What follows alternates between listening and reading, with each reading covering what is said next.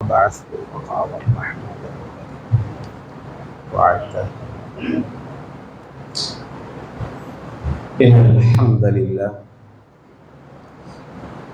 الحمد لله نحمده ونستعينه ونستغفره ونعوذ بالله من شرور أنفسنا ومن سيئات أعمالنا. من يهده الله فلا مضل له ومن يضلله فلا هادي له. وأشهد أن لا إله إلا الله ونشهد أن محمدا عبده ورسوله أرسله بالحق بشيرا ونذيرا وداعيا إلى الله بإذنه وسراجا منيرا. أعوذ بالله من الشيطان الرجيم. بسم الله الرحمن الرحيم. يا أيها الذين آمنوا اتقوا الله حق تقاته ولا تموتن إلا وأنتم مسلمون. وقال أيضا إن الله وملائكته يصلون على النبي يا أيها الذين آمنوا صلوا عليه وسلموا تسليما. اللهم صل على محمد وعلى آل محمد كما صليت على إبراهيم وعلى آل إبراهيم إنك حميد مجيد. اللهم بارك على محمد وعلى آل محمد كما باركت على إبراهيم وعلى آل إبراهيم إنك حميد مجيد. رضيت بالله ربا وبالإسلام دينا وبمحمد صلى الله عليه وسلم نبيا.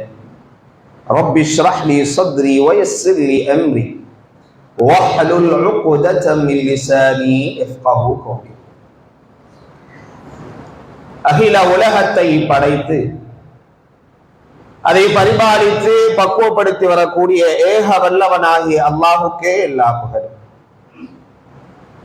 அவருடைய சாந்தியும் சமாதானமும் எம்பெருமானார் கண்மணி நாயகம் முஹம்மது முஸ்தபா ஸல்லல்லாஹு அலைஹி வஸல்லம் அன்னவர்கள் மீதும் அவருடைய உற்றார் உறவினர்கள், தோழர்கள், தாபிஈன்கள், தபஅ தாபிஈன்கள், மேலும் இங்கே குழுமிருக்கக்கூடிய நம் யாவரின் மீதும் நின்று நிலவட்டுமாக. அன்பிற்குரிய அல்லாஹ்வின் நல்லடியார்களே, அருமை சகோதர சகோதரிகளே, பெரியோர்களே, தாய்மார்களே, இந்த உலகத்தில் வாழுகின்ற ஒவ்வொரு மோமினும் முஸ்லீமும் தனது இலக்காக, இலட்சியமாக, குறிக்கோளாக வைத்திருப்பது ஒன்றை அடைவதுதான். அது சொர்க்கம் என்று சொல்லப்படுகிறது. எந்த மனித கண்களும் பார்த்திடாத, எந்த மனித செவிகளும் கேட்டிடாத, ஏன் மனிதனுடைய எண்ணங்களிலும் கூட, சிந்தனைகளிலும் கூட, கற்பனை கூட செய்ய முடியாத ஒரு மகா சிறந்த நிரந்தரமாக இறைவனால் படைக்கப்பட்ட அந்த சொர்க்கத்தை அடைவதுதான் எனது உங்களது இலட்சியமாக இருக்கும் என்று நான் ஆதரவு வைக்கிறேன். பெரியோர்களே, சகோதரர்களே, தாய்மார்களே, ஆனால் அல் குர்ஆனினுடைய 9வது அத்தியாயத்தினுடைய 72வது வசனம், وعد الله المؤمنين والمؤمنات جنات تجري من تحتها الأنهار خالدين فيها ومساكن طيبة في جنات عدن. நாம் மூமின்களுக்கு வாக்களித்ததை போல முஃமினான ஆண் மற்றும் பெண்களுக்கு நிலையான இன்பகரமான சுவனபதிகளில் ஆறுகள் ஓடிக்கொண்டிருக்கின்ற நதிநிலைகளையும் நீர்நிலைகளையும் உல்லாசமான உலாவை விரும்புகின்ற அளவுக்கு மனங்கள் எல்லாம் விருத்தமடைந்து மகிழ்வு உறுகிற அற்புதமான இல்லங்களை எல்லாம் சுமந்திருக்கின்ற அந்த சொர்க்கத்தை எல்லாம் அந்த மூமின்களுக்கு கொடுப்போம். அதோடு அல்லாஹ் நிப்பாட்டிருந்தால் நமது இலக்கு வெறுமனே சொர்க்கமாக மட்டும் இருந்திருக்கும். ஆனால் ரப்புல் ஆலமீன் அடுத்ததாக சொல்கிறான், வரிதுவானும் மினல்லாஹி அக்பர். சுப்ஹானல்லாஹ். இந்த சுவனத்தை விடவும் மிகப்பெரியது இறைவனது திருப்தி. அல்லாஹ் சொல்லிவிட்டு சொல்கிறான், தாலிக ஹுவல் ஃபௌஸுல் ஆதீம். அதான் கண்ணியம் வாய்ந்த வெற்றி என்று அல்லாஹ் சொல்கிறான்.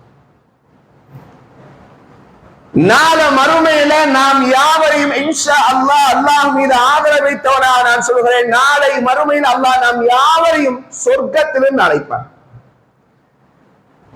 அழைத்தவனாக ரப்புல் ஆலமீன் நம்மிடத்திலே கேட்பான், நீங்கள் சொர்க்கத்தில் எவ்வாறு இருக்கின்றீர்கள் என்பதாக. இறைவா, தபாரக்கல்லாஹு அஹ்ஸனுல் காலிகி, நீ படைப்பாளனின் மிகச்சிறந்த படைப்பாளர். ஒரு நல்ல வீட்டின் ஓனருக்கு உண்டான அடையாளம் என்ன? குடியிருக்கின்ற குடிவாசிகளிடத்தை டேப் நல்லா இருக்கா, தண்ணி சீரா வருதா, செவர் சுத்தமா இருக்குதா, செவர்ல ஏதாவது ஓட்டை இருக்குதா, புடை இருக்குதா, அதை எதாவது சீர் செய்யணுமா, சரி செய்யணுமா அப்படின்னு கேட்கிறது நல்ல ஒரு வீட்டின் முதலாளியினுடைய அங்க அடையாளம். ஆனால் குறையற்ற நிறைவான படைப்பை படைக்கக்கூடிய ரப்புல் ஆலமீன் எந்த குறையும் வைத்திடாத ரப்புல் ஆலமீன், லைஸ கமிஸ்லிஹி ஷை, அவனை போல எதுவும் இல்லைன்னு ரப்புல் ஆலமீன் சொல்றான். நம்ம போல யாரும் இல்லைங்கிற அளவுக்கு அல்லாஹ் படைச்சிருக்கிறார். அந்த அளவுக்கு அழகிய துல்லியமான படைப்பாளன். லக்கது அஹ்ஸனல்லாஹுல் காலிகி, அல்லாஹ் திட்டமாக அழகிய வடிவமைப்பில் படைக்கக்கூடியவன். அவன் கேட்கிறான், ஏதேனும் குறைகள் இதில் இருக்கிறதா? எல்லாம் பொருந்தி கொண்டீர்களா? சோனபதியில் இருக்கிற நாம் யாவரும் இன்ஷா அல்லாஹ் சொல்லுவோம், யா ரப்பல் ஆலமீன், எல்லாவற்றையும் வணங்கிவிட்டாயே. எல்லா இன்பகரமான நதிநிலைகள், நீர்நிலைகள், தேனருவி, பாலருவி, வெளியிருந்து பார்த்தால் உள்ளொன்றும் தெரியாது, உள்ளிருந்து பார்த்தால் வெளியொன்றும் எல்லாம் தெரிகிற அளவுக்கு சுவனபதியின் கண்ணாடியாளான மாளிகைகள், முத்துக்களால் பவளங்களால் நிரம்பி இருக்கிற அந்த சுவனபதி, இவைகளை எல்லாம் நீ தந்திருக்கிறாய். இவைகளில் குறைகளை எங்களால் காண இயலவில்லையே. எல்லாத்தையும் துல்லியமாக அழகாக படைத்திருக்கிறாயே, என்ன குறை உண்டு இறைவா? பொருந்தி கொண்டோம். இதற்கு மேல் ஏதேனும் உண்டா? உடனே அல்லாஹ் ஜல்ல ஷானஹு வ தஆலா சொல்வானா, இதை விடவும் பெரிது ஒன்று இருக்கிறது. அஹல்லு ரிதுவான், உங்களின் மீது எனது திருப்தியை பரிபூர்ணமாக நான் கொடுத்து விட்டேன். மா அஸ்கது அலைய, உங்களின் மீது ஒரு காலம் இனிமேல் கோபப்பட மாட்டேன். உங்களின் மீது நான் திருப்தி கொண்டு விட்டேன் என்று சொல்லுவோம். சுப்ஹானல்லாஹ். இதுதான் உண்மையாக நாள மறுமையில நமக்கு கிடைக்கிற மிகப்பெரிய இன்பம். சகோதரர்களே, இந்த இறை திருப்தியை அடைய நான் என்ன செய்ய வேண்டும்? குர்ஆன் பேசுகிறது, பல இடங்களில் பேசுகிறது. لا خير في كثير من نجواهم إلا من آمر بصدقة أو معروف أو إصلاح بين الناس ومن يفعل ذلك ابتغاء مرضات الله رضوان مرضات الله. மூன்று இபாதத்களை அல்லாஹ் சொல்லிவிட்டு சொல்கிறான், இதன் மூலமாக உங்களுக்கு நாம் மர்தாத்தில்லாஹ், அல்லாஹ்வுடைய திருப்தி இதன் மூலமாக கிடைக்கும். என்னென்ன? பிஸதகா, சதகா செய்வது, அவ் மஅரூஃபின், உபகாரங்களை செய்வது, அவ் இஸ்லாஹின் பைனன் நாஸ், பிரிந்து கிடக்கக்கூடியவர்களுக்கு மத்தியில சமரசம் செய்து இணைத்து வைப்பது. இவைகள் இறைவனது திருப்தியை உங்களுக்கு பெற்றுத்தரும். பெரியவர்களே, சகோதரர்களே, இறை திருப்தியை அடைய அடிப்படையாக இபாதத் அவசியம். இபாதத்துக்கு 2 அவசியம், அந்த 2க்கு 1 அவசியம், அந்த 1க்கு இன்னொன்று அவசியம். இபாதத்துக்கு 2 அவசியம், அல் இஹ்லாசு லில்லாஹ் வ இத்திபாஉர் ரசூல் ஸல்லல்லாஹு அலைஹி வஸல்லம். இஹ்லாஸிற்கும் இத்திபாஉக்கும் இஹ்சான் வேண்டும். அன் தஅபுதல்லாஹ கஅன்னக தராஹு ஃபஇன் லம் தகுன் தராஹு ஃபஇன்னஹு யராக். நீ அல்லாஹ்வை பார்க்காவிட்டாலும் அவன் உன்னை பார்த்து கொண்டிருக்கின்றான் என்ற நிலை வருமாயின் நீ இஹ்லாஸை பிறப்பிப்பாய், அது இத்திபாவும் இருக்கும். ஸல்லல்லாஹு அலைஹி வஸல்லம்.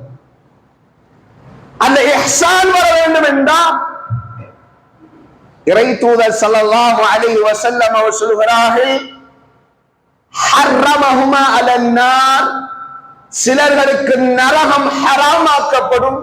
யாருக்கு தெரியுமா? மன் கால லா இலாஹ இல்லல்லாஹ் யப்தகி பிதாலிக வஜ்ஹல்லாஹ். லா இலாஹ இல்லல்லாஹ் சொல்வாரு, யப்தகி பிதாலிக வஜ்ஹல்லாஹ், அல்லாஹ்வுடைய முகத்திற்காக மட்டும். சகோதரர்களே, இவ்வளவு கோர்வைகள் இருக்க வேண்டும் இபாதத்தில். இந்த இபாதத் இருந்தா நாள மறுமையில ரப்புல் ஆலமீனுடைய ரிதுவானை பெறலாம். சரி, இபாதத்துக்கு எது மஸ்ட் இம்பார்ட்டன்ட் திங்? இபாதத்துக்கு எது அதிகமாக தேவை? அநேகர்கள் நினைக்கிறோம் பெரும் அளவில் செய்கிற நன்மைகள் தான் இறைவனிடத்தில் ரிதுவானை பெற்றுத்தரும் என்பதாக, இறை திருப்தியை பொருத்தி தரும் பெற்றுத்தரும் என்பதாக. ஆனால் இறைவனிடத்துல குவான்டிட்டி முக்கியமே கிடையாது சகோதரர்களே. இபாதத்தில் நீங்கள் எந்த அளவு செய்கிறீர்கள் என்பதை அல்லாஹ் ஒரு காலம் பார்க்க மாட்டார். இறைவன் உங்களது அமல்களில் குவான்டிட்டியை பார்ப்பதில்லை, குவாலிட்டியை பார்க்கிறார். உங்களுடைய இபாதத்தில் என்ன குவாலிட்டி இருக்கிறது என்பதைத்தான் அல்லாஹ் உற்று நோக்கிறாரே தவிர்த்து, நீங்கள் பல கோடி ரூபாயை இறைவனியில் தானம் செய்தீர்களா, இரவு முழுவதும் நின்று தொழுகிறீர்களா, தினசரி நோன்பு நோக்கிறீர்களா என்பதையெல்லாம் அல்லாஹ் எண்ணிக்கை அளவிலோ அல்லது கொடுக்கிற அந்த தான சர்மங்களின் கொடை அளவிலோ இறைவன் அதை சுருக்குவதில்லை. மாறாக இறை தூதர் அவர்கள் இறைவனுக்கு ஒரு இலக்கணம் கற்பித்தார். இறை தூதர் ஸல்லல்லாஹு அலைஹி வஸல்லம் சொல்வார்கள், நமக்கு தெரியும், இன்னல்லாஹ லா யன்துரு இலா சுவரிக்கும் வ அம்வாலிக்கும். நிச்சயமாக அல்லாஹ் உங்களுடைய தோற்றம், நீ நெட்டையா குட்டையா கருப்பா செருப்பா மாநிறமா, உன் சேப்புல எத்தனை ரூபா வச்சிருக்கிறான், உன் பேங்க் பேலன்ஸ் என்ன, அல்லாஹ் பார்க்க மாட்டான். இன்னல்லாஹ லா யன்துரு இலா சுவரிக்கும் வ அம்வாலிக்கும். அப்படி பார்த்தால் சக மனிதன் மோசமான இந்த பார்வை பார்க்கிறானே, அந்த பார்வைக்கு அது ஈடாகிவிடும். அல்லாஹ் அப்படி சொல்லவில்லை. அல்லாஹ்வுடைய தூதர் இறைவனுக்கு அந்த அந்த ஃபார்முலா சொல்லுகிற போது, அவனுடைய அதிகாரத்தை சொல்லுகிற போது அப்படி சொல்லவில்லை. அவன் பார்ப்பதெல்லாம் இலா குலூபிக்கும் வ அமாலிக்கும், உங்களுடைய உள்ளத்தை பார்க்கிறான். சிலர் உள்ளத்தை மட்டும் பார்க்கிறான் என்பதோடு நிப்பாட்டி விட்டு செயல்பாடை பார்க்கிறான் என்று வாவுல் அத்வை வைத்து பிரித்து விடுவார்கள். பிரிக்க கூடாது.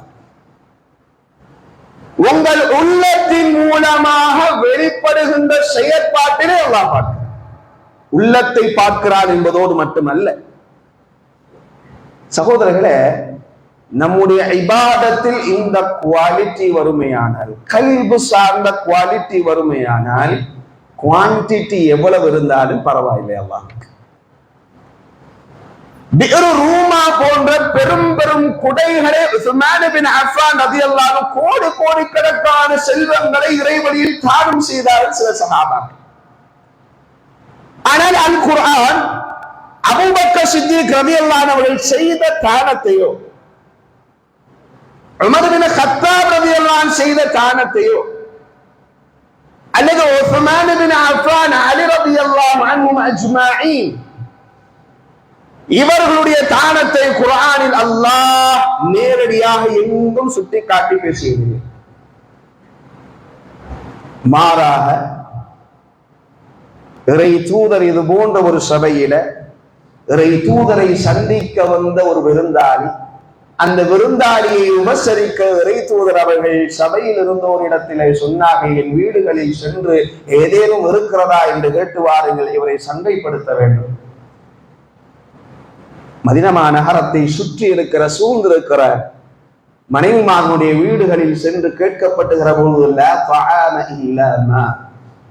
உணவே ஏதும் இல்லை தண்ணீரை தவிர என்று ஜனாதிபதியின் வீட்டிலிருந்து பதில் வர, இறை தூதருக்கு அதை பதிலாக கொடுக்க, சபையிலிருந்து ஒரு மனிதர் எந்திரித்து, யா ரசூலல்லாஹ், உங்களின் இந்த விருந்தாளியை அல்லாஹ்வுக்காக நான் கண்ணியப்படுத்தட்டுமா என்று அழைத்து செல்ல, அந்த வீட்டிலே ஒரு சம்பாசனை வேலைகள் ஏற்பட்டதே. காரில் சூழ்ந்த அந்த வீட்டில் பிள்ளைகள் சாப்பிட வைத்த 2 கவல உணவு, அந்த 2 கவல உணவை சம்பாசனை வேலை செய்து இறைவனுக்காக இறை தூதருக்காக அந்த விருந்தாளியை கண்ணியப்படுத்தினார். 4 செவத்துக்கு மத்தியில யாரும் பார்க்கையில, யாரும் கேட்கையில, என்ன நடந்துச்சுன்னு யாராலும் உணர முடியாத ஒரு நிலை. அப்படியான அந்த தருணத்தில் அவர் செய்த தானத்தை செய்து முடித்து மறுநாள் காலை இறை தூதரின் சபைக்கு போகிறார். இறை தூதர் அவர்கள் புன்முறுவலோடு அந்த சஹாபியை பார்த்து ஓதினார்கள், وَيُؤْثِرُونَ عَلَى أَنفُسِهِمْ وَلَوْ كَانَ بِهِمْ خَصَاصَةٌ وَمَنْ يُوقَ شُحَّ نَفْسِهِ فَأُولَئِكَ هُمُ الْمُفْلِحُونَ. தங்களுக்கு தேவை இருந்த பொழுதும் கூட அவர்கள் பிறருக்காக செலவு செய்தார். குர்ஆன் எதை பேசுகிறது? குவான்டிட்டி தான் இபாதத்துக்கு மஸ்ட் இம்பார்ட்டன்ட் திங்காக இருக்கும் பட்சத்தில், இதுதான் முக்கியம் என்று இருக்குமாயில், இறைவன் அவர்கள் கொடுத்த கவல உணவின் அளவை குறிப்பிட்டு சொல்லியிருக்கிறார். ஆனால் ரப்புல் ஆலமீன் கவல உணவை எந்த மனப்பாங்கோடு கொடுத்தார்கள், அவருடைய சூழ்நிலை என்ன என்பதை அறிந்த நிலையில் குர்ஆனின் வசனமாக பதிவு செய்தார். சகோதரர்களே, அல்லாஹ் நாம் செய்கிற இபாதத்தின் அளவுகளை பார்ப்பதில்லை. لقد رضي الله عن المؤمنين إذ يبايعونك تحت الشجرة فعلم ما في قلوبهم. ஹுதைபியா உடன்படிக்கையில் மரத்தின் கீழே இருந்து சில சஹாபாக்கள் அந்த உஸ்மான் ரலியல்லாஹு அன்ஹு அவர்களுக்காக உடன்படிக்கை செய்து கொண்டார்களே, அந்த உடன்படிக்கை அல்லாஹ் எப்படி அடையாளப்படுத்துகிறான்? மா ஃபீ குலூபிஹிம், அவருடைய உள்ளத்தை நாங்கள் அறிந்து கொண்டோம். சகோதரர்களே, தபூக் யுத்தம் கடுமையான, இதைவிடவும் பன்மடங்கு வெக்கை நிறைந்த காலம். அந்த காலத்தில் நடைபெற்ற ஒரு முக்கியமான போர். அந்த போர் முனாஃபிக்குகள் முஸ்லிம்களிடத்தில் வந்து சொல்கிறார்கள், ஏனப்பா இந்த போருக்கெல்லாம் போகிறீங்க, போய் என்ன பிரயோஜனம்? உசுரை விட போறீங்க, உடமையை விட போறீங்க, ஏன் எதற்காக போறீங்க? விடுங்க, நாங்க வெயிலுக்கு காட்டமா இருக்க, கடுமையா இருக்க, பின் வாங்கிடுங்க. அதை தட்டி கழிச்சாங்க. நபிகள் நாயகம் ஸல்லல்லாஹு அலைஹி வஸல்லம் எலான் செய்கிறார்கள், இந்த யுத்தத்திற்கு நீங்கள் வர வேண்டும் என்றால் உங்களுடைய செல்வத்தை வைத்து, உங்களுடைய கால்நடைகளை வைத்து நீங்கள் தான் வந்து கொள்ள வேண்டும். சஹாபாக்களில் சிலர்கள் உடலை நெளித்துக் கொண்டு கூனி கொண்டு வந்து கேட்டார்கள், யா ரசூலல்லாஹி ஸல்லல்லாஹு அலைஹி வஸல்லம், அல்லாஹ்வுடைய தூதர் அவர்களே, தபூக் வரைக்கும் வருகின்ற, தபூக்குன்னா பல 1000 மைல் தாண்டி இருக்கிறது, மதீனா நகரத்தை தாண்டிய மைல் தூரம். அது தூர தொலைவுக்கு பயணப்படுவதற்கு எங்களிடத்தில் சுயமாக வாகன வசதி இல்லை, உணவு ஏதும் இல்லை. வழி வருகிறதில் அந்த ரொட்டி பிசைந்து சாப்பிடுவார், அந்த ரொட்டி கூட எங்களிடத்தில் இல்லை. யா ரசூலல்லாஹி ஸல்லல்லாஹு அலைஹி வஸல்லம், எங்களை எப்படியாவது கூட்டி செல்ல இயலுமா என்று கேட்கிறார்கள். நபிகள் நாயகம் ஸல்லல்லாஹு அலைஹி வஸல்லம் அவர்கள் ரொம்ப வருத்தத்தோட அந்த சஹாபாக்கள்கிட்ட சொன்னாங்க, தோழர்களே, நம்ம பைத்துல் மால் இப்ப சரியில்லை, இப்ப சூழலை சரியில்லை, உங்களெல்லாம் கூட்டி செல்ல முடியாத ஒரு சூழல்ல இருக்கிறேன், அதனால வாய்ப்பில்லையே அப்படி சொல்றான். சஹாபாக்கள், அனுமதி கேட்ட சஹாபாக்கள் இறை தூதரிடத்துல முகத்தை பார்த்து அந்த பதிலை கேட்டு திரும்பிய மாத்திரத்தில் கண்களிலிருந்து கண்ணீரை வடித்தார். وَلَوْ مَا أَتَاكَ لِتَحْمِلَهُمْ قُلْتَ لَا أَجِدُ مَا أَحْمِلُ عَلَيْهِ تَفِيضُ مِنَ الدَّمْعِ.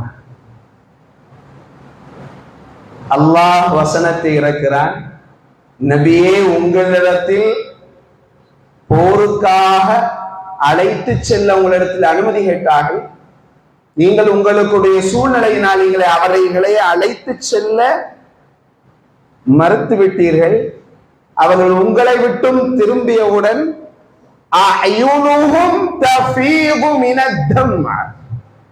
அவருடைய கண்களிலிருந்து கண்ணீர் சிந்திய. எதற்காக? வைத்த விளக்கவா அவங்க அழுதாங்க, இன்வெஸ்ட்மெண்ட் பர்பஸ்க்காக அழுதாங்க. எனக்கு அவங்க இன்னும் தொழில் துவங்க போனேன், அதுக்காக இன்னும் ரூபாவை நான் அவர்கிட்ட கேட்டிருந்தேன், அதுக்காக அவர் தரையில, நான் எவ்வளவோ நம்பிக்கை செஞ்சிருந்தேன், அது தரையிலங்கிறதுக்காக அழுதாங்களா? தான் உசுரை விட, தான் உயிரை விட வேதனையோடு பயணிக்க சொகுசாக இன்று காலை ஏறினால் மறுநாள் காலையில் எந்த எவ்வளவு தூரமாக இருந்தாலும், எந்த தொலைவு நாடா இருந்தாலும் இறங்கி விடுகிற முடிகிற அளவு தூங்கி எந்திப்பதற்குள் பயணப்படுகிற இந்த காலம், இந்த காலத்தில் உசுரை விட அனுமதி கேட்போமா? இப்படி எல்லாம் நடக்குமா? இல்ல, மாஷா அல்லாஹ். சகோதரர்களே, அவ்வளவு மைல் கணக்கு 1000 மைல் தூரத்தில் இருக்கக்கூடிய ஒரு இடத்திற்கு பயணப்பட்டு தாவுசுர கொடுக்க இறை தூதரிடத்துல அனுமதி கேட்டார். அனுமதி மறுக்கப்பட்டது. சகோதரர்களே, சகோதரிகளே, தாய்மார்களே, உங்களுடைய இபாதத் ஒன்றை மனதில் நீங்கள் ஆள் மனதில் கேட்டு பாருங்கள். ஒரே ஒரு கேள்வியை கேட்டு பாருங்கள். எனக்கும் என்னை படைத்த என் நேசத்திற்குரிய ரப்புல் ஆலமீனுக்கு மட்டும் தெரிந்த ஒரு இபாதத்தை என் வாழ்க்கையில் நான் மறைத்து வைத்திருக்கிறேன் என்று ஒரு இபாதத் நம்முடைய வாழ்க்கையில் உண்டா? ஒரு இபாதத், ஒரு இபாதத். எந்த இபாதத்தை செய்தாலும் எப்படியாவது பிறருக்கு, நானாக இருந்தாலும் சரி, முதலில் என்னை, பிறகு உங்களை, ஒரு அமலை நான் மறைத்து வைத்திருக்கிறேன் அல்லாஹ்வுக்காக. சகோதரர்களே, அநேகம் இல்லை, அநேகம் இல்லை. 1000 அல்லது 1 வருடம் 2 வருட காலம் செய்த, மறைமுகமாக செய்த ஒரு அமலை யாரேனும் ஒருவர் ஒரு ஊசி வைத்து குத்தி அதை போல குத்து கேட்டாலும் உடனே ஒப்பித்து விடுகிறோம். உங்களுக்கு தெரியாது ஹாஜியா, நாங்க ஒவ்வொரு சுபுவுக்கு அரை மணி நேரத்துக்கு முன்னாடி எந்திரிச்சு அழகா ஒளி செஞ்சு 2 ரக்காத்து அல்லது வித்திர தொழுகாம படுத்ததில்லை. நீங்க என்ன சொல்றீங்களா கேட்டுவார். எங்க ஆஜியார் என்ன ஒரு நன்மையும் செய்யறமா தெரியல, கொஞ்சம் நன்மையை செய்யுங்களேன். அப்படி பேசாதீங்க, உங்களுக்கு தெரியாது நான் என்ன செய்யறேன்னு, உங்களுக்கு தெரியாது நான் என்ன செய்ய தெரியுமா, உங்களுக்கு மட்டும் சொல்றேன். நான் ஒரு வாரத்துக்கு 50-60 ஏழைக்கு உணவு கொடுத்துட்டு இருக்கிறேன். முடிஞ்சு போச்சாங்க. இது சொல்லி சரி நீ இப்ப சொன்ன பிறகு என்ன பிரயோஜனத்தை அடைந்தான்னா ஒன்னும் கிடையாது. அப்படி ஆஜியார் சரி போயிட்டு வரேன்னா அஸ்ஸலாமு அலைக்கும் அப்படின்னு அவரு போயிடுவார். அங்க 1 வருஷம் செஞ்ச அமல் அங்க கொடுத்துட்டு போயாச்சு. சகோதரர்களே, நாம இபாதத் செய்யறது இங்க கடினமான வேலையே கிடையாது. அல்லாஹ்வுடைய தூதர் ஸல்லல்லாஹு அலைஹி வஸல்லம் சொல்கிறார்கள், உங்களிடத்திலிருந்து அல்லாஹ் என்ன எதிர்பார்க்கிறான் தெரியுமா? நீங்கள் தஆமை உண்ணுகின்றீர்கள், யஷ்ரிபு ஷராபத்தன், நீங்கள் குடிபானத்தை அருந்துகிறீர்கள், அருந்தி முடித்தவன் அல்ஹம்துலில்லாஹ் என்று சொல்கிறீர்களே, வரிதுவானுல்லாஹ், அதை அல்லாஹ் பொருந்திக் கொள்கிறார். அல்லாஹ்வுடைய பொருத்தத்தை பெற உங்களது இபாதத் பெரிதாக இருக்க வேண்டும் என்பது அல்ல, அந்த அமலை நீங்கள் என் நிலையில் என்ன மனப்பாங்கில் செய்கிறீர்கள் என்பதைத்தான் அல்லாஹ் பார்க்கிறார். எனவே அல்லாஹ்வுக்காக மட்டும் இபாதத் செய்ய. ஆனா கலந்துருத சுப்ஹான ஜல்ல ஜலாலா, ஏதோ ஒரு வார்த்தையில, ஏதோ ஒரு நடவடிக்கையில, நம்ம போற நடவடிக்கையில சாதாரணம் போயிட்டு இருப்பாரு, பின்னாடி போயிட்டு முன்னாடி போயிட்டு இருப்பாரு, பின்னாடி இருந்து இந்த ஹாஜியார் முன்னாடி போறாரு பத்திரா, சரியான இபாதத் சாரி, எப்பவும் முதல் ஸ்டெப்ல தான் வருவானோன்னு அவரு காலெல்லாம் கொஞ்சம் டைட் பண்ணிக்கிட்டு போயிட்டு வரேன் ஹஜா அப்படின்னா அப்படி ஒரு இதா போவார். ஒன்னும் நடவடிக்கையில. இன்னொன்னும் அவர் பேசிட்டு இருந்தா, நான் முதல் செஃப்ல மட்டும் வர்றதில்லை, தெரியாதா உங்களுக்கு? பள்ளிவாசல் திறக்கிறதுக்கு முன்னாடி முன்னாடி வந்துடுவேன், எல்லாம் தொடச்சி எல்லாம் கிளீன் பண்ணிடுவேன். அதுக்கப்புறமா வந்தவங்களுக்கு எல்லாம் உட்காந்து சுண்ணத்துள்ளவங்களுக்கு எல்லாம் ஃபேனை போடுவேன். ஃபேனை போட்டு எல்லாம் ரெடி பண்ணி வச்சுக்கிட்டு அப்பந்தான் நான் சுண்ணத்துள்ளுவாங்க. நீங்க ஃபர்ஸ்ட் செஃப்ல நினைக்கிறேன், நான் இவ்வளவு செய்யறேன். துவா செய்யுங்க இன்ஷா அல்லாஹ். துவா செய்யறது என்பது அல்ல இந்த நோக்கம். சகோதரர்களை, எனக்கா துவா செய்யுங்கள் என்று சொல்வது பிழை அல்ல. இவ்வளத்தையும் சொல்லி ஒப்பித்து விட்டு பிறருக்கு எண்ணத்தை கொடுப்பது என்ன எண்ணம் தெரியுமா? இவ்வளவும் செய்கிறேன், கடைசியாக முடிப்பது இதோடு முடித்து விட்டாரே என்பதாக அவரை நல்லெண்ணம் கொள்வதற்காக இதுவாக இல்ல. மாஷா அல்லாஹ், எல்லாரையும் சொல்லவில்லை, சிலருடைய எண்ணப்பாங்க. ஒரு ஹாஜியார், பெரிய ஹாஜியார், அவரிடத்துல ஒரு பெரிய வசதி படைத்தவர், அவரிடத்துல போய் ஒரு ஏழை போய், ஹாஜியார் கொஞ்சம் வயிற்றுல சின்ன கட்டி இருக்கு, ஆபரேஷன் பண்ணணும், என்னென்ன ரிப்போர்ட் வந்திருக்காங்க ஹாஸ்பிட்டல்ல பாருங்க, இதுக்கு ஏதாவது உதவி செய்யுங்கன்னு கேட்டா மறுத்துருவார். அதே சமயத்துல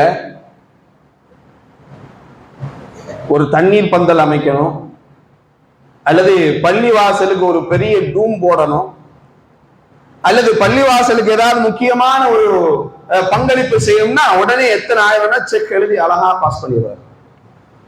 ஏன்னா யாரு பயங்கரமா இருக்கே இடம் தெரியாதா? அந்த ஹாஜியார் போட்டார், முடிஞ்சு போச்சா? நீங்க நல்ல ஒரு கேள்வி கேளுங்க சகோதரர்களே, உங்களுக்குள்ள ஒரு கேள்வியை கேட்டு பாருங்க. ஒரு இபாதத்தை அல்லாஹ் அல்லாதவர்களுக்காக கொடுத்தால் அதற்கு பேர் இணை வைப்பு. எனது தொழுகை, எனது தான தர்மம், எனது ஹஜ், இதனை எனது முதலாளி பார்க்கிறார், எனது உச்சார் பார்க்கிறார், எனது உறவு பார்க்கிறார், என்னுடைய இமாம் பார்க்கிறார், என்னுடைய பள்ளி நிர்வாகி பார்க்கிறார் என்பதற்காக நான் அழகூர் அந்த இபாதத்தை அவருக்கு முன் செய்து காமித்தால் அந்த இபாதத்தை நான் யாருக்காக கொடுக்கிறேன்? நினைத்து பாருங்கள். அதற்கு அல்லாஹ் மன்னிப்பே கிடையாது என்கிறான். அப்பொழுது இந்த இணை வைப்பு, சில இமாம்கள் சொல்கிறார்கள், வாழ்நாள் வாழ்வதற்குள் அந்த பிழைக்கு அவர் பிழை பொறுப்பு தேடாவிட்டால் அதே தண்டனை அவரால் அடைய முடியும் என்பதாக சொல்கிறார். இல்ல, அல்லாஹ் மஆதல்லாஹ், அல்லாஹ் பாதுகாக்க. மனதில் என்ன பாங்கில் நினைத்து பாருங்களேன், எனது அமல்களில் எத்தனையில் இந்த விஷம் கலந்து போயிருக்கிறது. சகோதரர்களை, அல்லாஹ் பாதுகாக்க வேண்டும். நமது அமல்களை அல்லாஹுக்காக மட்டுமே செய்யுங்கள். அதை தடுக்க ஷைத்தானுடைய பல சூழ்ச்சிகள் வரும். நான் பேசுகிற இன்றைக்கு மெம்பரில், இன்னைக்கு அல்ஹம்துலில்லாஹ் நம்ம பேச்சு பழகு, நம்ம இறங்கினோன்னு மாஷா அல்லாஹ் அழகா பேசுறீங்க அப்படின்னு சொல்லணும்னு நான் பேசியிருந்தேன். இந்த எண்ணப்பாங்க தொடர்ற வரைக்கும் அல்லாஹ் என்ன அழிச்சே விடுவான். அப்படியான இந்த எண்ணப்பாங்க உண்டாக்குறது யாரு தெரியுமா? நம்ம அமல்கள் நல்வழியில் போயிட்டு இருக்கிறதுனா இந்த எண்ணம் உடனே வந்துட்டுன்னு வைங்க, ஷைத்தான் அதை உள்ளத்தையும் அந்த ஃபைலை க்ளோஸ் பண்ண பாக்குறான்னு அர்த்தம். உஷாரா இருந்துக்கிறோம். ஆதம் நபியிலிருந்து இன்னைக்கு வரைக்கும் உள்ள ஆளை பார்த்துட்டு இருக்கிறான். நம்ம எல்லாம் அவனுக்கு ஒரு பெரிய ஆள் கிடையாது.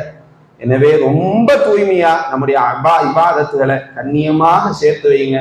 நிச்சயமாக அல்லாஹ் அதை பொருந்தி கொண்டு நமக்கு சொர்க்கத்தை தர வேண்டும். அப்படியான வாய்ப்பை அல்லாஹ் தஆலா முதல்ல எனக்கும் என் குடும்பத்திற்கும் உங்களுக்கும் உங்களுடைய குடும்பத்தாருக்கும் அல்லாஹ் நல்குவானாக. ஆமீன் யா ரப்பல் ஆலமீன்.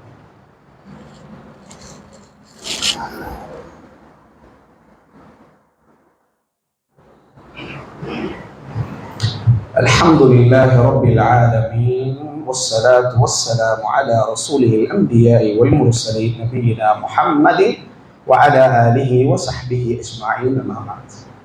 நபிகள் நாயகம் ஸல்லல்லாஹு அலைஹி வஸல்லம் அவர்கள் ஒரு ஹதீஸிலே சொல்கிறார்கள், அந்த ஹதீஸை கூர்ந்து கவனியுங்களேன். மன் இத்தமஸ ரிதல்லாஹி பிஸஹத்தின் நாஸி ரதியல்லாஹு அன்ஹு. எவர் ஒருவர் அல்லாஹ்வுடைய திருப்திக்காக ஒரு நன்மையை செய்கிறாரோ, அந்த நன்மையை செய்வதனால் சக மனிதர்கள் அதை கோபம் கொள்கிறார்கள் என்று இருந்தாலும் ரதியல்லாஹு அன்ஹு, அவரை அல்லாஹ் பொருந்திக் கொள்வார். புரிந்ததா? அல்லாஹ்வுக்காக ஒரு நன்மையை நீங்க செய்றீங்க, அல்லாஹ்வுக்காக ஒரு நன்மையை நீங்க செய்றீங்க. அத இவர் என்னங்க தெருவுல நின்று தெருமுனை பிரச்சாரம் பண்ணிட்டு இருக்கிறாரு, இதெல்லாம் உருப்படுமா, இதெல்லாம் விளங்குமா, இப்படி செஞ்சுக்கிட்டு இருந்தா பிரச்சனை வராதா, அங்க அவன் சொல்ல மாட்டானா, இவங்க இதை சொல்ல மாட்டாங்களா, ஏன் இதெல்லாம் போட்டு செஞ்சுட்டு இருக்கிறாரு அப்படின்னு வெறுப்படைகிறாங்க. ரலியல்லாஹு அன்ஹு, அவரை முதல்ல அல்லாஹ்வுக்காக அவர் செஞ்சிருந்தா ரலியல்லாஹு அன்ஹு, அவரை அல்லாஹ் புரிஞ்சு கொள்வான். ஒரு சாப்டர். இரண்டாவது சாப்டர் பாருங்க. மனில் தமஸ ரிதன் நாஸி பிஸகத்தில்லாஹி ஸகத்தல்லாஹு அலைஹி வ அஸ்கத அலைஹி நாஸ். ஒருவனுடைய நன்மை இது மனிதனுடைய திருப்பொருத்தத்திற்காக இருக்கிறது. ஒருவனுடைய ஒரு செயல் மனிதனுடைய திருப்பொருத்தத்திற்காக செய்கிறார். முதலாவது அல்லாஹ் அதை பொருந்தாமல் கோபம் அடைவார். அடுத்ததாக நீ எந்த மனிதர்களுக்காக நீ அந்த நலவை செய்தாயோ, நலவனை எண்ணி செய்தாயோ, அந்த நலவை பிற்காலத்தில் அந்த மனிதர்களை உன்னை தூற்றுகிற அளவுக்கு அல்லாஹ் அதை மாற்றுகிறார். புரிகிறதா? நபிகள் நாயகம் ஸல்லல்லாஹு அலைஹி வஸல்லம் சொன்னதாக ஆயிஷா ரலியல்லாஹு அன்ஹா ஒரு நபி தோழருக்கு இதை சிபாரிசு செய்து இந்த ஹதீஸை சொல்கிறார். நீங்கள் இந்த உலகத்தில் செய்கிற ஒவ்வொரு நலவும் அல்லாஹ்வுக்காக இருக்கும் பட்சத்தில் அதை மக்கள் வெறுத்தாலும் சரி, அல்லாஹ் அதை பொருந்திக் கொண்டால் பிற்காலத்தில் அல்லாஹ் உங்களை வெறுத்தவர்களை கொண்டு உங்களை பொருந்திக் கொள்ள செய்வான் இன்ஷா அல்லாஹ். ஆனால் அல்லாஹ்வை விடுத்து மக்களுக்காக இந்த நலவை செய்து அவர்களுடைய பொருத்தத்தை எப்படியோ பெற்றுக் கொள்ள வேண்டும் என்று எண்ணி அந்த விடயத்தை செய்வேயானால், நீ எந்த மக்களுக்காக செய்தியோ அவர்களே உனக்கு எதிராக நின்று, முதல்ல அல்லாஹ் அதை பொருந்திக் கொள்ள மாட்டான், அவர்கள் எதிராக நின்று உன்னை தூற்றுவார். துனியாவும் ஹலாஸ், ஆகிரத்தும் ஹலாஸ்.